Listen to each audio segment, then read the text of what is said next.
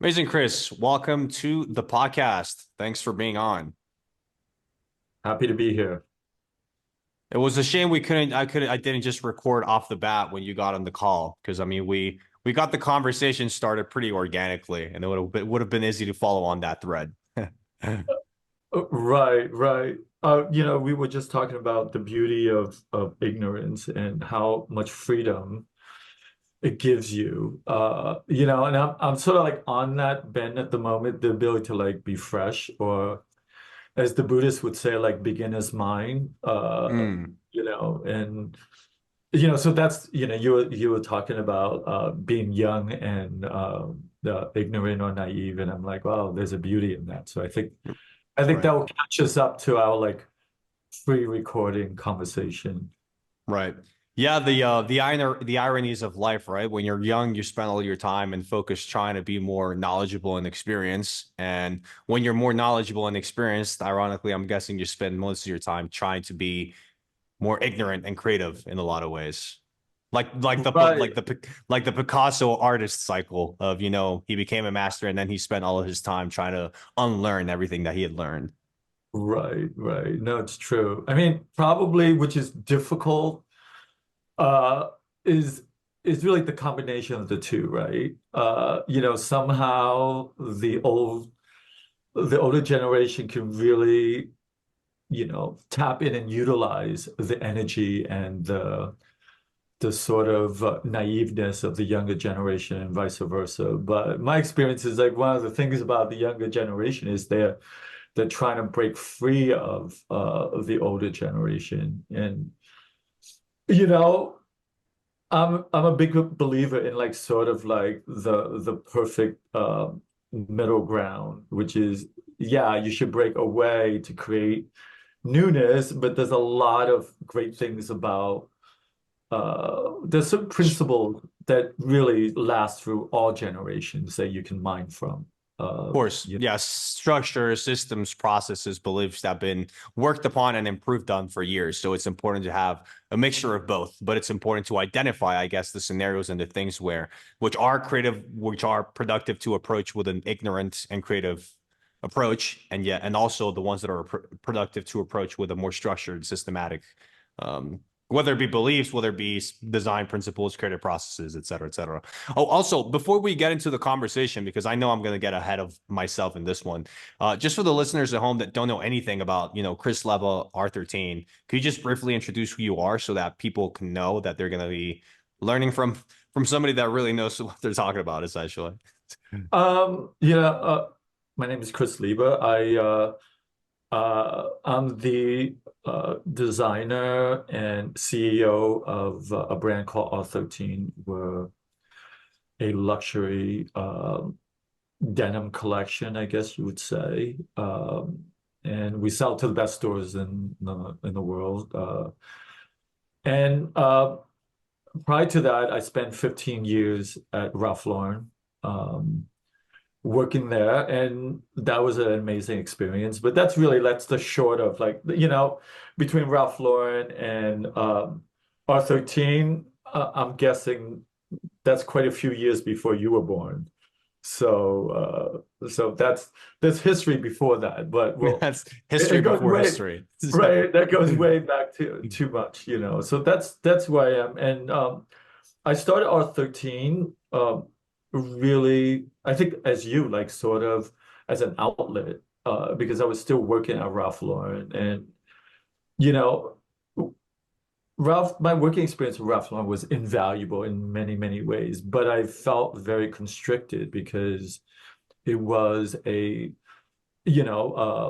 much larger distribution. I don't want to, well, Ralph Lauren is this sort of unique brand that is foundationally is a mass market brand, but he was really a genius in really building all the tiers so it doesn't really appear that way. So in dealing with the mass market, there's very strict boundaries as far as prices and quality and all those things. Though I do want to add that in that marketplace, Ralph Lauren's undoubtedly the best quality, so I'm not really saying that the quality wasn't there. But I just felt really constricted. So I started R13 as really a way to like unbound myself, really, just with the objective of like really creating something without any limits put on to it. And it really Right. started sort of like, I wouldn't say as a hobby, because I've always, since the beginning, and had an urge to really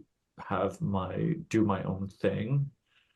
Though when I got into the industry, my success within the industry kept really it kept me trapped in the industry. I see. Right. And I think it was a point when I got old enough that I'm like, okay, you know what? It's now or never. Because when you're young, you're like, there's always, we'll do it next year or the year after that. But, uh, at a certain point, when I look into the future, there was definitely a point where I'm like, listen, There was more past than future, not more future exactly. than past. Yeah. Exactly. I didn't want to say that because it's a little painful for me saying that. I'm kidding, but No, I mean, uh, well, you never truly know, right? The future is always an illusion. So it's the the true. the, It's the true. earlier the earlier you realize that, you could potentially die next week, you can start making the decisions that you truly want to make for yourself. Was it Absolutely. was it was it mostly a almost an express, so that need for you to start R13, was it more like an expressive creative need of how an artist needs to just paint, or was it more a need to explore life and your own personal development further than just working at a respectable and great company, but still you just being a piece of a larger vision? Right, right. I mean, I think I think I don't know for sure, but I'm guessing some of us who were born with just an urge to be independent, to write our own path, to do our own thing. And, I've had that urge very early on. I think it's part of my personality.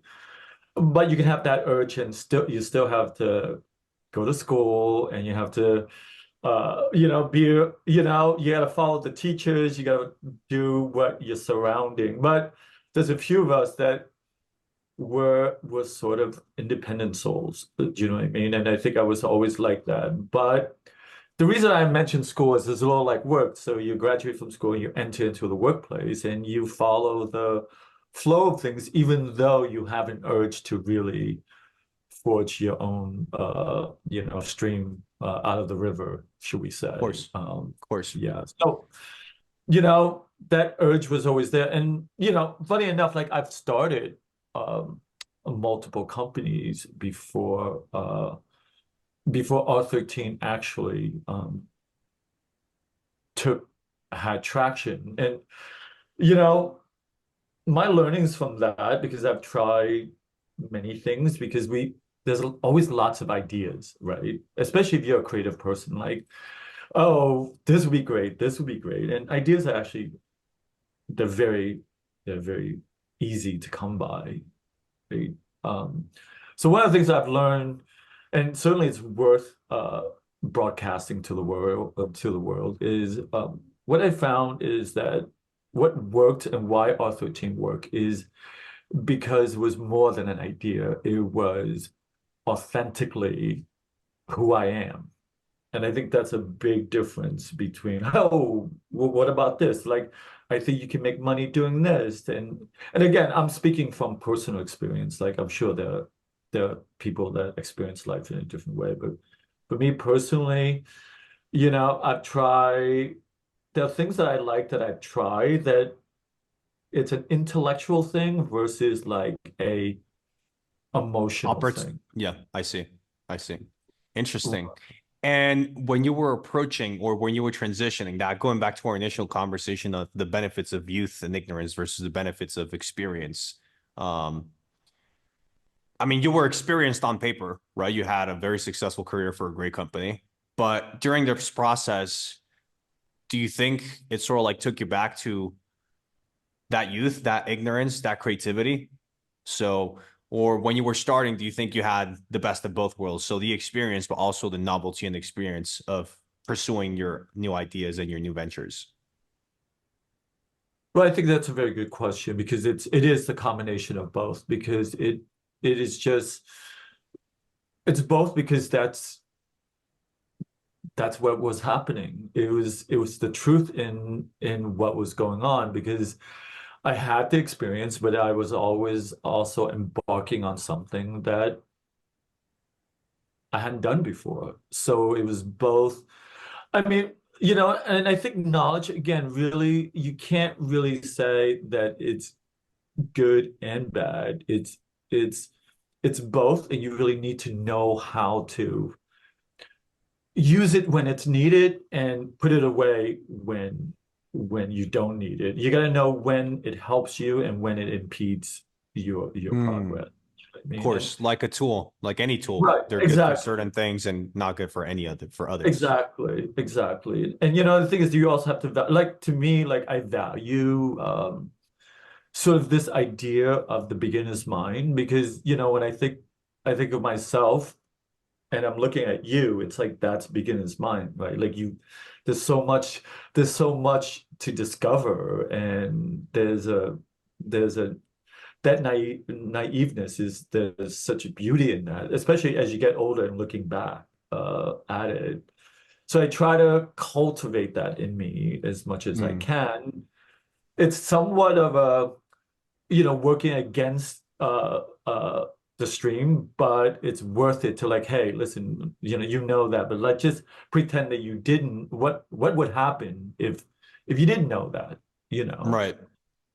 Okay. And so, I mean, staying on this topic, um, because I understand that when you were starting, you were ideally a person with a great tool belt, right? You have the tool belt that you needed to manipulate what the vision that you wanted to create. The most of your experience was always corporately speaking. Was it almost well, was it design, marketing, business development? What was it closer related to? When I was at Ralph Lauren, Yeah. I was always in design. Right. So your tool belt was always design and product related, but who were you as an entrepreneur when you were starting out? How would you describe it? Were you a curious adventurer? Were you an assertive vision pursuer? Were you more of an artist? What? So it's very clear what your tool belt at the time was, but what about you yourself as a person? Well, I mean, I think it's a good question again because most of us are just who we are, right? We really don't stop and reflect all the different parts of us, right? So we're in there, we do our thing, and you know, for me, uh, the creative part, the business part, like it's really all one thing, and it's not one thing for everyone. And I think for me, uh, there's a few people in fashion that have this balance between art and commerce. They're very rare. I'm one of those people. That's why I can be the CEO of R13 and the creative person because usually it's two very different way of thinking. Do you know what I mean? One is 2 + 2 = 4, and the other one is 2 + 2 = whatever I want. right, exactly. And it's really that balance between the two of them. And I sort of developed my business sense over the years through protecting my creativity, if you can understand that, because Mm, people can really take a creative idea and do very wrong things with it. And what it does is the outcome of that gets put on the idea, but that's a misunderstanding. It's okay. there's a whole process and a very simple thing that happens in fashion is you can create a pair of pants, and let's just say that pair of pants is subjectively a great pair of pants. Now, if a buyer buys 10 pieces of that, 20 pieces of that, 100 pieces of that, right? It doesn't do anything to change how good that pants is. But most of the time, if she buys 10, most likely it's going to be a success if she sells 10 out of 10. Hmm. But if she bought 100 and she sold 10, now it's a failure. Same amount sold, same pants.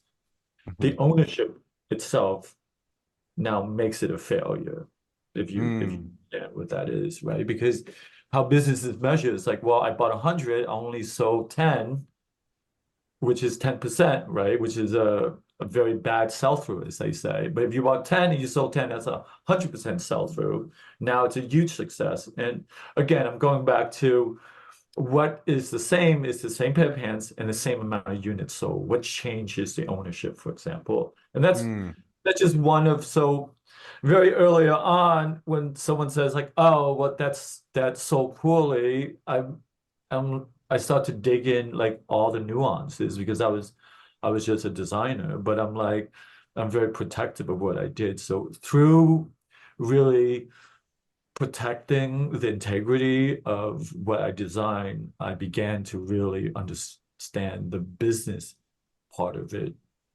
I Um, see. So protecting the integrity of your creative vision was more about manipulating the environment and the industry as much as you could to always stay true or to allow the product to be in an environment where it could develop and be healthy. And then as you developed the experience of how those two things are interconnected, you slowly started taking bigger and bigger risks in that sense. Right. And I don't, I think that example of really the buying part and how it could really corrupt the creative part.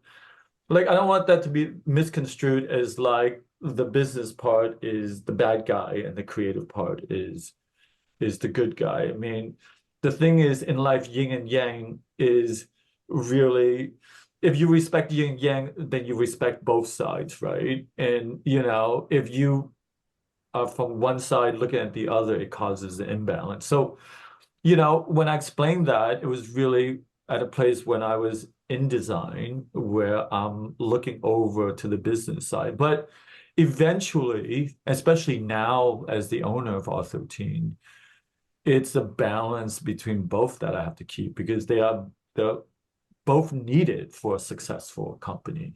Hmm. Though I have to say, I say it all the time, if you describe two company and that is there's art and commerce, right? And if you have a company that is art and then immediately commerce follows a second versus the opposite, commerce is first and then art second.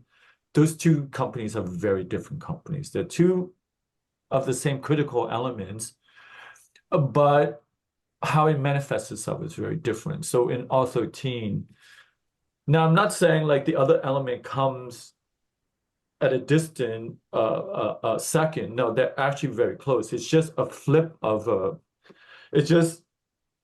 who's going to lead, right? They're partners, but if one leads, it creates a different thing. And R13, creativity leads first, but of course, the business has to be a strong partner to support it. And Right. there's other companies where like it's driven by business people, and it's a very different. They're both very successful. They both can be very successful. They're just Right. different companies. And I'm guessing coming down to the decisions of what type of brand you're going to build at the end of the day is, as you said, just who are you authentically as a leader? And Exactly, yeah, exactly. Also interesting. today, when you look at it, it's, I grew up in, I came to New York in the 80s and 90s. And, I was, I don't know, I was in my early 20s. I'm discovering New York and, there was a whole punk scene going on there. That's when the first wave of like the world was discovering Japanese design, like Comme des Garçons, Yoji.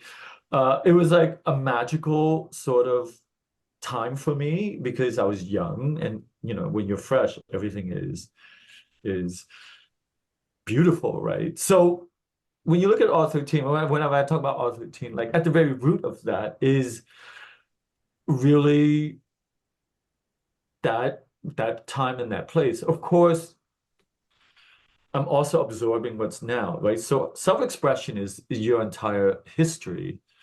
of where you are. So I live then and I live now. If I'm in touch, what does it look like? Do you know what I mean? It looks like, so it's a I would say it's an expression of me and my experience. I'm actually reading the book by Rick Rubin. I don't know if you know who he is. Yeah, of He's a, course. yeah, yeah. And I'm really obsessed with the book because he's so Well, he's the perfect example of somebody that has been incredibly successful being almost entirely creatively led, right? right, And I instinctual. think Like, that and I'm the same way, by the way, creatively led first, business second. But I think that there, because as you said, it's so rare to find people that are almost wired this way. The educational resources are even more limited, right? Because where are you going to learn all these things from? And brands and successful brand owners that I've sit down with are either one or the other, and they have a partner to complement them with. But to find somebody that is both at the same time is very difficult to see, and therefore it's also very difficult to learn. I think Rick Rubin is one of the very few people that are very public and educational on their approach. So, yeah, for sure. I think that. yeah, yeah, and he's great. And I'm listening to his book, and one of the things he was saying is like, when you're creating something at the moment, it's like an entry in a diary. Do you know what I mean? And I thought that was a great perspective, and it actually also add a perspective because I'm designing collections all the time. Do you know what I mean? And I think there's this perspective as you're creating as if it's there's a lot to go in with it. But I think when you sort of just tweak your perception, it's like, listen, this is my expression of what's happening right now within me.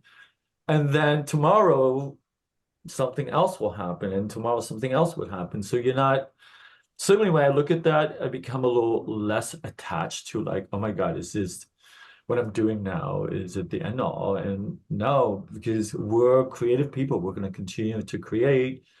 And I think it's important to really just be fully present and authentic to the moment, and really to the moment I think is key, even in my job, like, we're developing product all the time, right? And I'm making decisions all the time. And then, I think I would make a decision uh that was 3 weeks ago, and then 3 weeks later, I'm like, oh, I don't know, I'm not into it anymore. And they're like, oh, Chris, and I'm like, I think I'm saying it's okay. Listen, you know what? It's things change, and you have to allow because in those 3 weeks, a lot of things could happen that influence how you look at things, and Yeah, how you you, create. yeah, and you just have to be in touch and not with your intuition. You know what I Of mean? course. Yeah, no, and I mean it's just as you said, because R13 is a creatively led company, it allows for that to work, right? It allows for you to use that almost chaotic and unstructured part of the core process, the process as the foundation for the company. And then after that has been accomplished, right? That's when you can switch to a completely different mindset and approach to actually structuring that vision and having the building the right strategies afterwards. But again, it's the creative foundations first, allowing for the process to be as chaotic and as authentic as possible, and then worrying about the business structure needed to support the vision as a business later on in the process. And Right, not only right, later on in the process, but maybe also later on as a priority. right. Exactly. The steps evolve. One of the challenges that is just part of being in fashion is, there's The time, the the time. time, like it's a strict, like, because I was listening to Rick Rubin, and he's in music, right? And Yeah, bands, the artists can take 5 years to release an album, right, right? Yeah. exactly. They can do a year, they can do a 2 year. Well, like we have 4 collections a year, and it's like you have time for design, you got time for sample making, you got sales, you got like it's almost like creativity on demand in a way, which is it can be very challenging. And it's Of course. I'm perpetually balancing all of this, you know what I mean? And in a funny way, it's like it is what it is because sometimes I wish I could have more time to be creative, but uh, it's a delicate balance how much more time you need, right? So also like sometimes a certain amount of pressure produce certain things that It keeps you otherwise, accountable. It keeps you accountable. And sometimes accountability leads to great creative work, right? Again, I think that there's no right or wrong. I think there are two completely different methods, but there's good things about having time is that you can allow that time to allow you to reflect and think about and execute better ideas patiently. But at the same time, accountability is also great because it allows you to express creatively completely different. The environment changes, and also it demands for a completely different level of skill sets, right? I think that's why I think in fashion, it's much more common to find these entrepreneurs, these leaders that are really good with creativity, but also really good at business because the environment and the industry demands it. So, while it's in something like business or music, that's why it's a lot more common to find, the musicians are the musicians, and then the record executives are the record executives. right, right. And that yin and yang is always like it's an energy that's always like sort of chasing each other. And it's funny because there's a lot of conflicts to me, and it was my personal view in certain view, like yin and yang is always in conflict with each other, right? It's like these two forces that's always, and the ironic thing is they're a whole. Do you know what I mean? They're actually not two separate things against each other. So it goes They're back like to love. They're like a loving relationship. right. So, Right. It's like, yeah, it's like this funny thing, you know what I mean? It's like one can't really do without the other. Like they actually need each other very much. And again, like art and commerce, right? Like all of that. Like, the musician, the amount of musician that gets into things about the record producers, right? And then at the same time, they both need each other to really be successful, kind of a thing. So it's just ironic. And I'm really lucky that I get to be both. So the conflict is within me. It's not really with external, yeah. with someone else, really, which a lot of business partnership, especially in fashion, becomes that. There's this sort of it's a natural thing, it's not a bad thing of like sort of you want control, you want power, and the other side is like, no, you can't do that, you can't do that. It costs too much money, or we need this, we need that. And it's a perpetual thing. And that when you have a really good partnership, it works out. And when you don't, that's why, bands break up. It's very interesting, when you really look at what's Of coming course. for, Yeah, it's also why really, really big corporations are always having new creative directors, right? Because when you have it's a very, very difficult and complicating dynamic. And if the entrepreneur and the founder is not being led by that and their own incentives to reinvent themselves continuously and re-understand trends, it's just much easier to identify which person is going to be the best for a specific period of time and then just reiterate it and then continue with the process.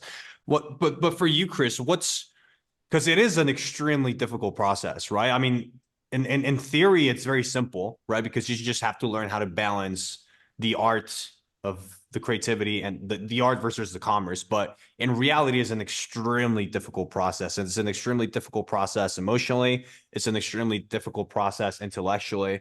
So for you, what are I guess, the foundational principles, systems, steps, structures that you've developed over your career that really help you with this dynamic? Is there, again, what do you use essentially? okay. So that um well, I have two ruling principles that I try to guide myself and my team to. Is one is integrity, right? And when I'm talking about integrity, I'm not talking about like morality. Integrity is like basically if you have a chair that has four legs, is one of them wobbly or not? And you just have to really look at that and saying like you want to keep both all four legs tight, right? And that's our job in the process that we do. Is it integrity or not? If it's not, we have to deal with it. And keeping things in integrity is a perpetual work because the natural way of things is that things go into chaos, right? And you need energy to actually keep it in integrity. It's just, to me, that's just the way the world works. I use this all the time. Like, it's your kitchen. If you go in there, you do what you do, right? And you Yeah, really it's spend, entropy. right, exactly. So for me, it's always like it's out of integrity. You got to put it back in integrity, right? Like that's a perpetual work. And the other one is, are we learning? Like, are we better today than yesterday? And to me, I don't, for myself, and I said to my team, like, I do not have a problem with mistakes at all. And actually, to try anything new or to explore, you will make mistake. But what you're not allowed to do is learn nothing from it, that you're not evolving from your mistakes. So really within those two things, they're my sort of North Star to like really go back to, because it always could go back to that, right? Like Right. whatever we do, every process that we do you understand what integrity looks like? And are we in integrity of that? Because there's this, it's a simple logical thing, right? Like if you have a car that's out of integrity, the chances of it winning the race is a lot less than a car that's in complete integrity, right? I see. So that's I really see. like that's what I use. Like I don't really focus on like, oh, let's win first place. I focus on, is our car like the best The best. car that we can be, and whatever places that we end up in the race, it's a natural manifestation of who we are, right? And Right. it's okay. So if you end up in fifth place, like that's who you are, and now you want to get to fourth place. What do we need to do? Like how, what do we need to learn? How do we need to change, kind of a thing? And that's that's what's great about life too. Is like if you can continuously evolve, life stays interesting. Mm, interesting. Uh, Go ahead. So the core is again the integrity of the vision of the structure of everything that you stand for as a leader and as a company. And because of the chaotic nature of the world, that integrity is going to be continuously compromised through challenges or changes in the economy or in yourself or in a lot of different things. So your role is to always be clear on defining what that integrity is, always be very aware of when that integrity is being compromised, and always staying curious in order to continuously learn how the integrity evolves or is put at risk in new ways as the business evolves, as you evolve, as life evolves in general. Exactly, exactly. But with on top of that, now we bring ourselves to 2024, which is we're now entering like a whole new um, phase of human existence with technology and AI. And I feel like that's a very sort of, you know, right now, Disruptive idea. right, but well, let's just talk about automation, you Right. know. Actually, Automation, you know what? Before we get into that conversation, can we define usually what your integrity tends to be like? Is it product? Is it systems? Is it people? So that then when we have the technology conversation, it will be a lot easier to right. understand how it can potentially completely change the definition of Yeah, integrity. yes, yes.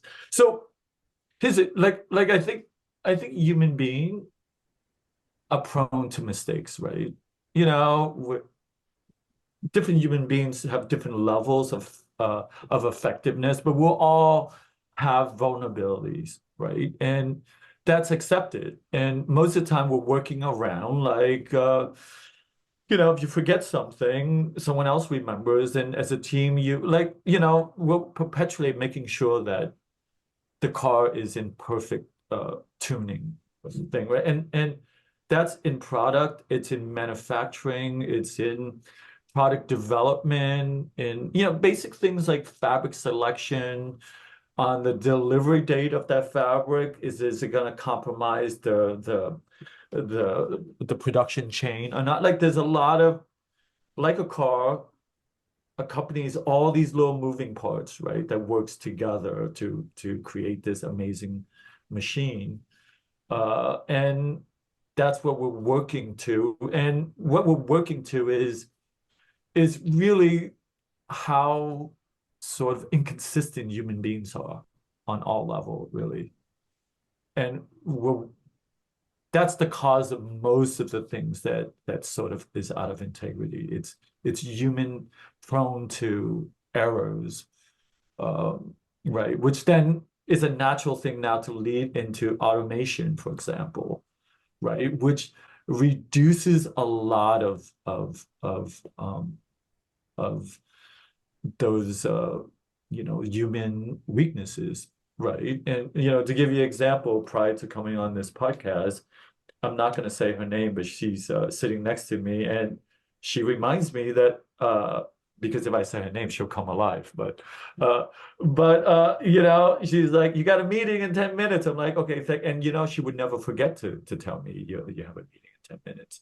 So a lot of that we're entering into like a phase of artificial intelligence and assistance and automation that, for me, again, there's everything is a yin and yang. Everything has its opposite. There's never something that exists without its opposite. Like the duality of life is, there is no black without white. White couldn't exist without black. So, when you say that there's the downside of that also. Do you know what I mean? It's like I always use like the iPhone is such an insanely amazing invention that accelerate mankind into another level and at the same time destroyed it at the same time. It's crazy. It's an insane thing, but that's how the world works, Of course. and Yeah, everything has a certain amount of energy, and everything that has energy has an equal amount of negative energy going against it. And that is when you analyze it, when you analyze life at any single facet, if you analyze people, people are like that. Just as people are as equally good, they can be as equally bad or imperfect. Just as a brand can be incredibly beautiful, it can also be incredibly chaotic. This continuous contrast is something that, as a creative leader, you need to learn to identify, you need to learn how to manage, and you need to learn how to channel. And again, one of the biggest roles is also understanding the evolution of technology and how it affects your ability as a leader to understand the process, right? Because again, I think that it's more that what changes is not your ability to control the process, but more your ability to understand it as a whole, plan and react based on that. And when you analyze technologies that can change those amazing shifts, it's just the same thing as the positives are going to be great, but therefore the risks and the challenges are going to be equally as great. So again, back to what you were saying on the principles, how can I understand what's going to happen how can I reassess our most important valuables? So you said our integrity, and then either plan or react accordingly. right. And I think is you always have to allow yourself room to try things and something comes out of it. Do you know what I mean? Like we're entering into uh there's this whole idea of like early adopters and late adopters, right? And people are like early adopters are very open to new things, right? And I'm an early adopter, so I'm very open to really trying like, oh, let's try that, let's try that, let's try that. But in trying that is what it is it gives me a lot of feedback on what works or what doesn't work. It's a continuous learning and you know, going back to this idea of beginner's mind, right? Like a beginner's mind is open to learn everything. A mind that knows cannot learn anything. If you know something, you can not learn something. If you do not know, then you're open to learn anything. So going back to like personally, like my whole thing is I want to learn, I want to know, like I want to evolve, right? And when I say me, it's what I push for my entire company to do is to learn. Mm. And have you found that that's just the way you've always functioned, or have you had to almost reteach yourself to always stay curious, always move forward?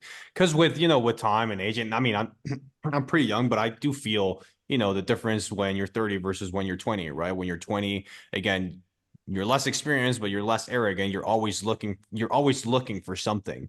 And as you start finding things along your life, you stop wanting to find new, better things. So for you, has it always the way that you function, or you've tried to establish the discipline, the people, the culture around you to always feel that? No, I would say it's how I feel now, and it's like where I was all the way to where I am now. It's a evolution. At a certain point, you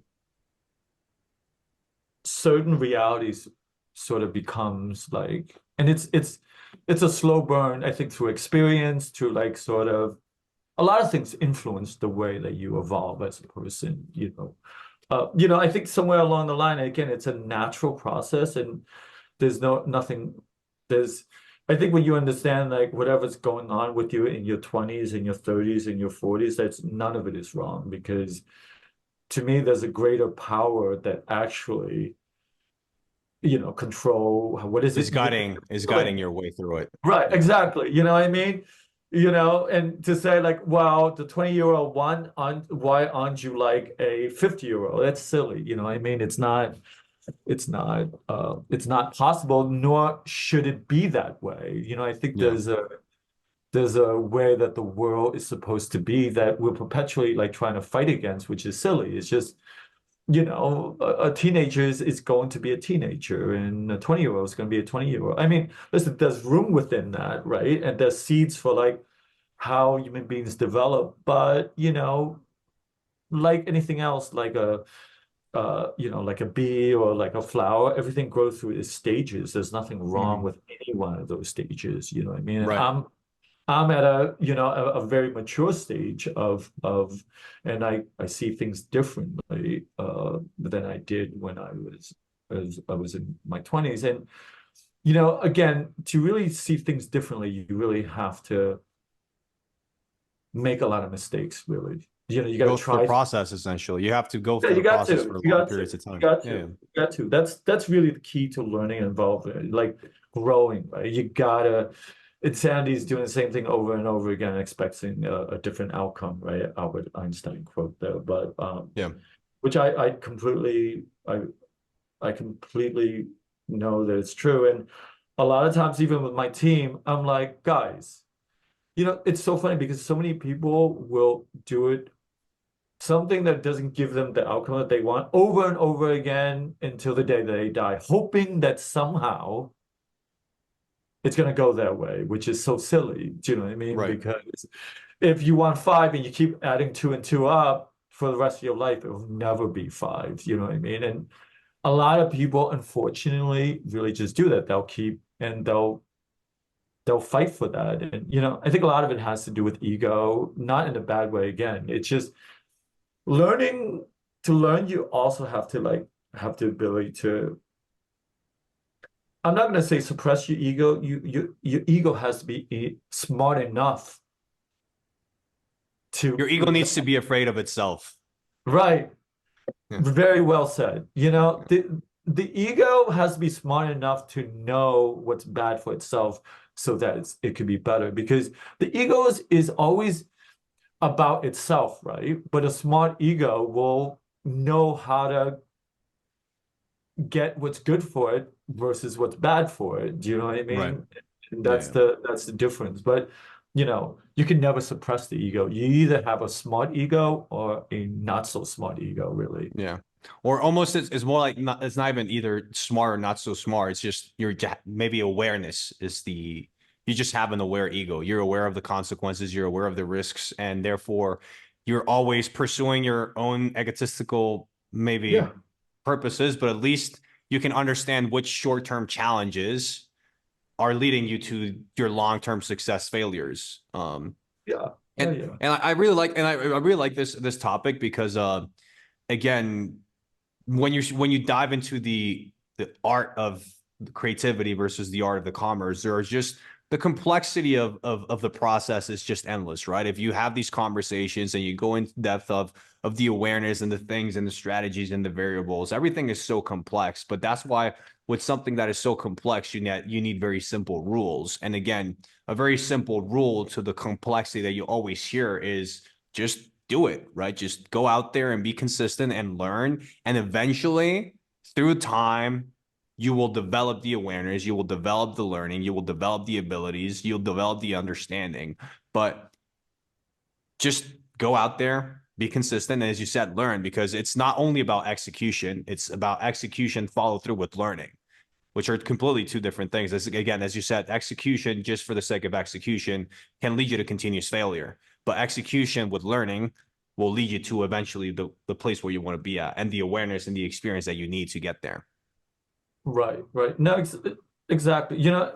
I think it might be obvious or not obvious, but the whole structure of the entire world, animals included, is it's really based on survival, right? And survival, if you look at it, it's really about protecting like the best of the species, right? Like it's really about rising to the top. And the thing is, it doesn't, let's just say you have two individuals that were born. One is, let's just do 1 to 100 ranking, right?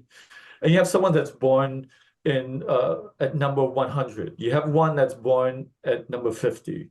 Now, let's say the number 50 doesn't want to learn, right? He doesn't want to grow. He doesn't want to evolve, right? And it's very obvious. The guy who starts at 100, he moves to 99, he moves to 98. Eventually, if he continues to learn, he will surpass the guy that is not learning. So learning is, like, to me, this idea of you fulfilling your potential as a human being, like your birthright, is to really, if you look at life as a privilege, right? And you have, how do you honor it, right? And how do you fulfill it is fulfilling your potential, right? And how do you do that? Like, and doesn't matter where you're born, if you're continuously being good to yourself or trying to fulfill your potential as a human being, that's learning, that's growing, that's today I'm better than I was yesterday. Like that's my thing. Like today I'm better than yesterday. And those are again my guiding principles of like Right. really. Nice. And does that learning process for you, is it mostly executionally based? So it's just a matter of being very aware, but just doing things, failing a lot and learning from them? Or is there an additional sort of like part to the learning process? And does it change from a business perspective versus from a creative perspective? Um, I think there's nuances to that. It's most of the time, I'm a little bit like, for example, I'm in design, right? And now I'm a CEO and I'm dealing with the business part and cash flow and net profit. I'm dealing with all of that, right? And I'm a little bit like that computer who like I only know the outcome. There's no dogmas as far as like, oh, you're supposed to do this, you're supposed to do that. And really, innovation comes from sometimes from ignorance, right? Because a lot of times we're just we do what everyone else does because that's what's happening, right? So I'll get to my point. So to me as a CEO, I'll be like, listen, I would like things to be done this way, right? And this is how I see it working. And my CFO would go like, oh, that's not how it's been done. And again, going back to that idea of a lot of times we're not really focusing on having the outcome. We do what we've always done and what people taught us, I'm gonna, I've been searching for this TikTok that I came across and I can't believe I didn't save it. And it was like social experiment. They have a room, full of people, a waiting room, and they had this girl. She was the only one that didn't know wasn't in on the experiment, so everyone else was there. And the experiment goes like I think some like maybe every minute or whatever it is, everyone stands up, right? And then at first she's like, this is weird. Like, why is... But after a few times, she's like, okay, I guess I'll stand up too. So then she starts standing up to the same thing. And then everyone goes into it was at a doctor's office. So everyone goes in now. She's the only one there. And then something, I think there was a ring. And when the ring happens, even though she's by herself, she'll stand up, right? Now she's no longer She's conforming. conditioned. Yeah. Yeah. Right. And then now she got a new guy that doesn't know what's going on that comes in.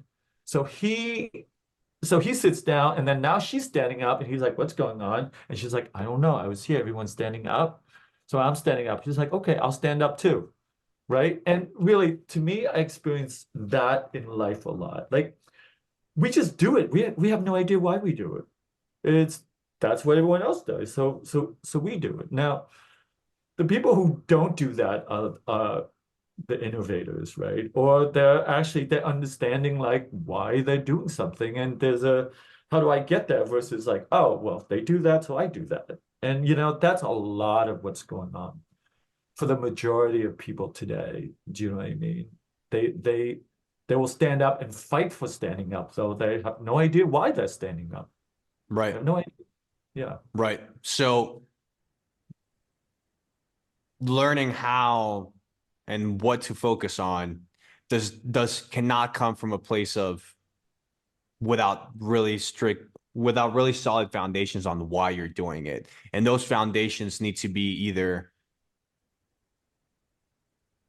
completely true based on science and scientific principles, whether it be mathematics or anything else, or creatively speaking, completely authentic to you, but not because you believe it or because somebody else thinks it, but because you have proof for that. And maybe that is because of your creative vision has been validated, because your products are unique, because of a lot of different things. But it's again, those foundations need to come from a real, true place. And truth is not something is not true because everybody's doing it. Something is true because it's either, again, real or not.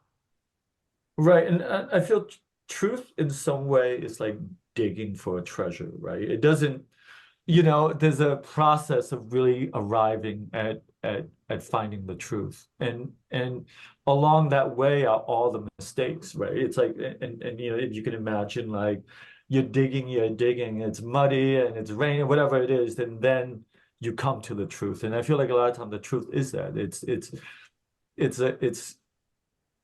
a gold nugget in a way, you know what I mean? And that's really certainly in my life, it's arriving where I am now and saying what I can say to you, which is in this moment, anyways, is my truth. It's like, you know, since my 20s, I've been digging towards finding these truths, right, along the way. Right. You know. And what is this first step towards truth? How do you even know where to start digging? Well, I think Sorry, and what's the first search towards truth from a business perspective and from a creative perspective? Because again, they can be completely different. right. I think Or truth, what was yours? I think would be a better way to ask the yeah, question. yeah. I feel I feel there's always the bigger thing, right? Like one of the I think one of the things that's about being intelligent, it's a cliche, is really knowing how actually dumb you are. That you know so little about. I mean, if we just zoom out, like we're just a raindrop in the ocean, right? In our knowledge, in what's going on, you think about the universe, you think about like, you know, You you, don't even have to go that far. Once you understand how the fashion industry works, you realize that you don't know yes, anything, exactly. let No, so the thing alone the is like, universe. Yeah. yeah, and I mean, I could say like my need to find the truth is my how adverse I am at feeling like that I'm dumb in a way, you know what I mean? But I think I think at a greater level, some of us are just born to be truth seekers. Do you know what I mean? Like we want, and it's not something you can teach someone. You can't say like, why don't you like? Because I think I think there's a lot of comfort in illusions or in living. You know, the basic thing is that, we the world is an unpredictable, volatile place, and most of us can, in different degrees, have to adapt to make the place livable by various stories that we spin, right? It's a little bit, I mean, I hate to say, but it's a little bit like the Matrix, right? Like we spin a story so that in reality, I was gonna say the same thing. Is the illusion of choice? right. Like, and I think listen, it's necessary, right? For some of it. And like those people who want to be out of the Matrix, it takes a little bit of a courage to actually step out of it and try to discover the real truth of what's going on. Do you know what I mean? And I think it's not for everyone. It's just if you happen to be one of those people and that's what you want, then that's what you do, you know? And that's what you're, yeah, again, and that's where you'll go if, again, you follow what you just said of just doing things and executing, and life will take you there. Because, I mean, do you believe in because it's the always like the same question, right? Fate versus or destiny versus free will, right? And it's almost like free will is a great idea and comforting idea, but it's almost as if, you know, we all fall into the paths that we were meant to fall into. And some of those paths for some people are more creative. Some of those paths for other people's are more business orientated. And some of those paths are a little bit of both, right? But again, Yeah. and based on following that path, you will find what is authentic to you. And based on what is authentic to you, you'll understand how to develop what is your unique integrity. And then, therefore, again, as you're continuously learning and executing, you will always have a bigger, stronger uh, vision that you're building. Again, always in danger because it's the nature of the world, always with specific areas of chaos, but again, just always consistently a little bit better. Right. And I think underneath all of this is really, you just have to be present to the human condition, right? And, you know, uh, I'm not a devout Buddhist, but I do sort of, you know, I like the Buddhist philosophy that life, like the first tenet of Buddhism is life is dissatisfaction, right? And there's a reason for that dissatisfaction, right? Dissatisfaction creates you to move. Dissatisfaction is energy, really. So life is always full. Like for me, to drive the energy for me to do anything is really dissatisfaction. That's not good enough, or I want more, we should be better. It's that dissatisfaction, right? Yes, it's the But product is dissatisfaction, not good enough, the business is not good enough, the team is not good right, enough. I right, am not good enough, right, right? exactly, exactly. So dissatisfaction is the energy, but dissatisfaction is also suffering, right? And so the thing is, whether you're number one in the world, whether you're number five, whether you're number 100, that condition exists for all human beings, right? And I think that's one of the things that we just have to understand. It's like it's never going to go away. And I think just that understanding in itself really alleviates some of the suffering of Some it. suffering. Yeah. Well, because listen, if you're the Buddha says it says like life is suffering, right? And then it gives you all the things that you can do to alleviate it, right? But that's like saying like if you want to be Arnold Schwarzenegger, here's all the things that you have to do. Yeah, great. Can I do it? That's a lot of dedication, right? So if Right. you like they do all of these things just in theory to relieve themselves from the The suffering. suffering. Yeah. Right, right. That's why the only real cure to suffering is to go and become a Buddhist monk. That's such it. well, Or but then or the then only you really the have to. closest thing to a relief of suffering. Exactly, exactly. And to me, like, no matter what you are, whatever you do, whatever you are, there's always the number one monk and the one number 100 monk, right? We're not all consistent. Some of us are really good at something, and some of us, and maybe the number one monk will like have the least suffering, and the number 100 monk is trying to relieve his suffering. But unfortunately, like our best hope is to have a relief from the suffering. The suffering can Mm, never go away. Do you know what I mean? Like, you know, life is suffering and then you have relief from it. Really, mm, that's what it is. And most of us try to do something, our success, our creativity, money, all of that is there, you know, even for your young self, all those things are momentarily. It's like taking an you know an aspirin when you have a toothache. It's a momentary, and then it goes away, and then you have to take another one and another mm. one, right? And it's just, you know, but that's the design of life. Like without it, we there'll be no energy, there'll be no movement. Like, There'll you be know, nothing. It will just be, maybe it wouldn't even be an existing species, you know?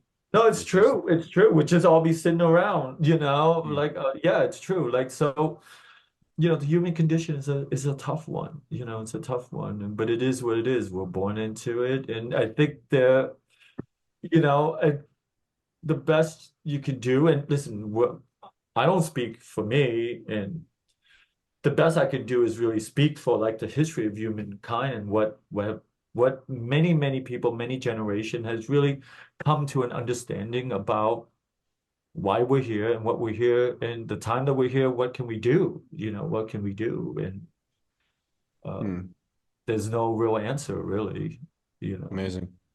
And I'm guessing the manifestation of all these different areas and aspects of your life, of the spiritual approach, of the intellectual approach, of the emotional approach, of the creative approach, of the business approach, everything materializes into R13. And essentially, again, bringing it back to fashion, that is what everybody should aspire towards. Of, again, R13 not being just a letter, a number one and a number three, or a collection or products or categories, but everything that we have been told, everything that we have been talking about so far. Yeah, I mean, listen, there's everything has a source of manifestation, right? Everything has a soul, a core, like, and it's a normal thing. It's, you know, it's the way that nature is. Like, you know, every beehive has a queen bee. There's a leader, and that's the manifestation of that. And it's in every level, and it happens in history. So, you know, a great company is a sum of everyone's in it, very much like a beehive, but it's the There's a queen leader, bee. of course. There's a queen bee, right? Like, and you don't have to look at human beings, you just look at nature, because nature is free from all of the things that human being creates. And you look at the pattern in nature, Of it's course. the In all collective efforts, there is somebody or various leading that collective effort. yeah. So I have a great respect for many leaders, good and bad. Do you know what I mean? Because leadership is a very difficult thing, you know, and if you speak to it, and I'm sure you speak to a lot of them, it's it's a great thing and it's a very difficult thing. Do you know what I mean? It's not, if people look at CEOs, they're like, oh, you know, blah blah blah. And it's a I could very tell people what to do.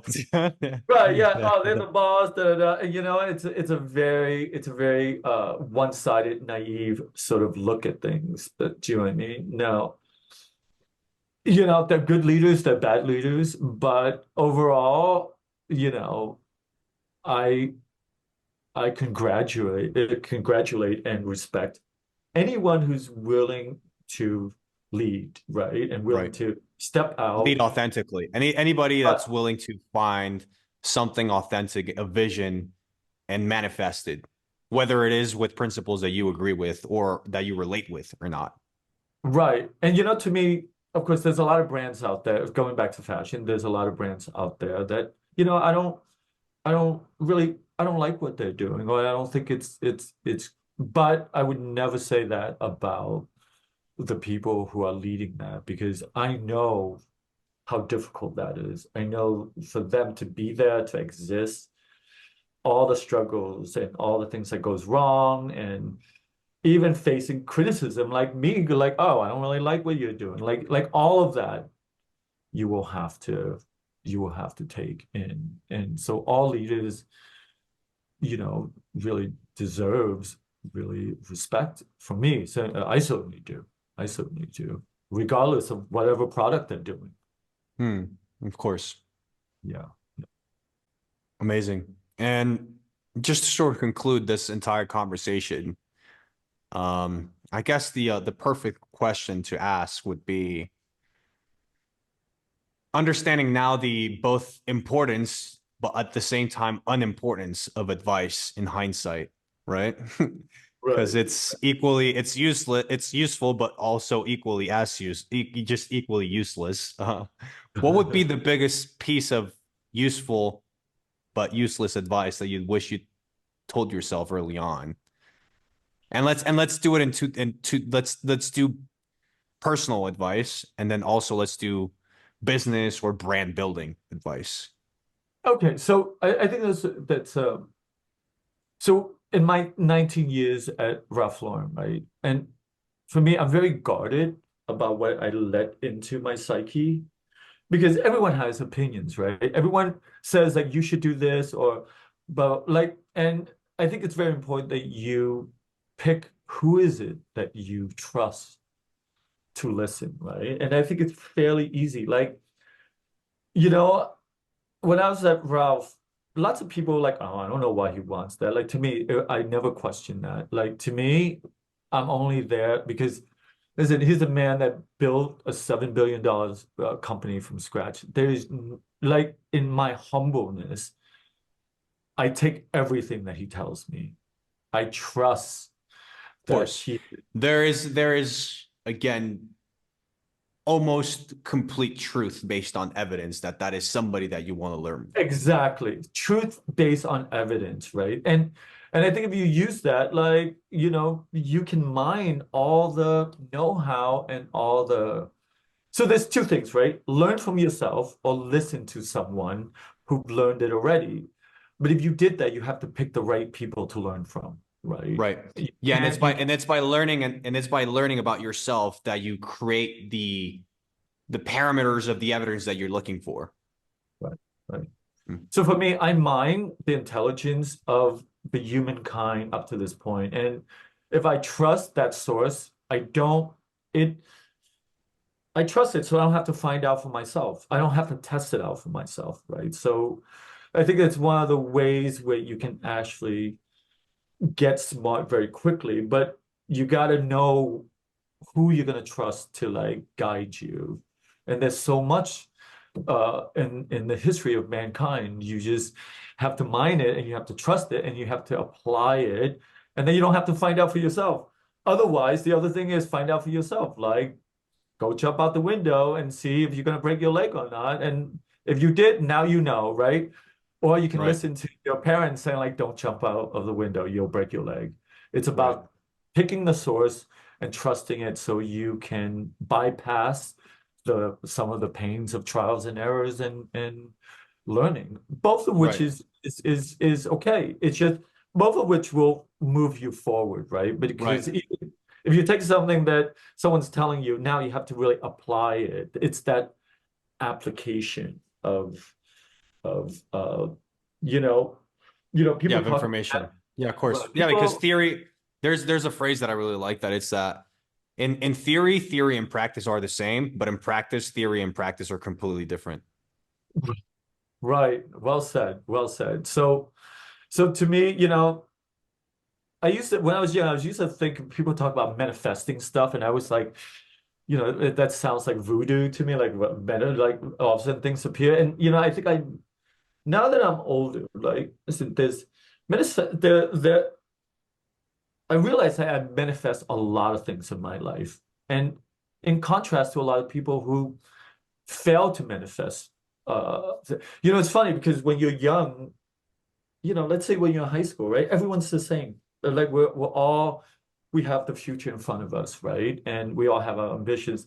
When you get towards the end of the race, you look back and some of us are here and others is here. And you're like, well, why does that happen? Like, why is that? And I realized that I'm here in my life because I manifest a lot of things. And how did I do that? And it's to me, it's really simple. Like there's what you want and that manifestation of what you want. And the bridge of that is simply action, to actually take action on the things that you want to do.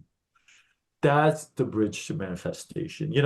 As a matter of fact, before I started R13, I wanted to start R13 for 20 years. The only difference between that 20 years is at that point, I actually took action. And then it manifests itself, like it came to be. Hmm. Right? So I think that's, in my parting words, those are probably the best thing that I can really release into the world in my experience that Of course. could make a difference in people's lives. And, if what I say makes sense, and um, those two things for sure, if Yeah. you trust what I'm saying, you will have a lot of results in your life. Of course. Yeah, the experience, the knowledge, your ability to solve through complexity, your ability to create foundations, create brands, create visions, everything will be as a result of consistent execution, not a result of you learning theory.